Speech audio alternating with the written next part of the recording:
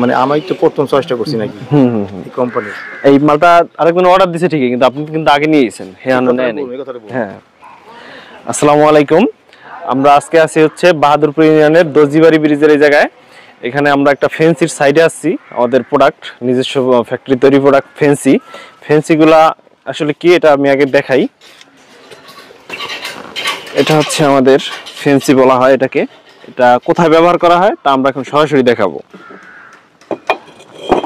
আসো।